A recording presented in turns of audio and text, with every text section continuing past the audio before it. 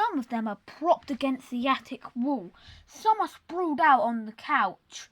Some of them sit in folding chairs, hands crossed in their laps.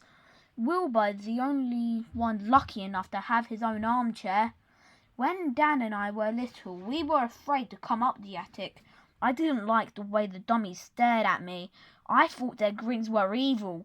Dan liked to stick his hand into their backs and move their mouths. He made the dummies say frightening things. "I'm going to get you, Trina," he would make Rocky growl. Rocky is a mean-faced dummy that sneers instead of smiles. He's dressed like a tough guy in a red and white striped t-shirt and black jeans. He's really evil looking. I'm coming to get you, Trina, and I'm going... "Stop it, Dan. Stop it," I would scream. Then I would go running downstairs and tell Mum that Dan was staring at me. I was only 8 or 9. I'm a lot older now and braver, but I still feel a little creeped out when I came up here. I know it's dumb, but sometimes I imagine the dummies sitting around up here, talking to each other, giggling and laughing.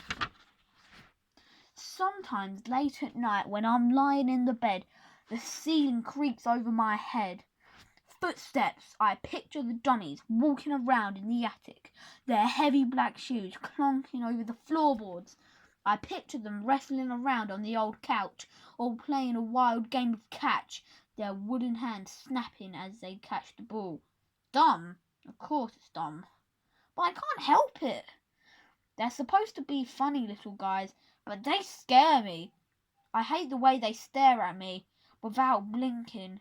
And I hate the red-lipped grins frozen on their faces. Dan and I come to the attic because Dan likes to play with them, and because I like to see how Dad fixes them up. But I really don't come up to the attic alone. Dan picked up Miss Lucy.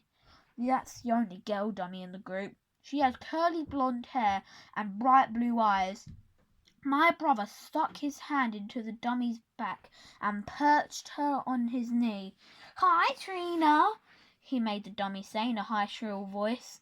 Dan started to make her say something else, but he stopped suddenly. His mouth dropped open like a dummy's, and he pointed across the room. "Trina, look," Dan stammered, over there. I turned quickly and I saw Rocky, the mean-looking dummy, blink his eyes. I gasped as the dummy leaned forward and sneered. "Trina, I'm going to get you," he growled.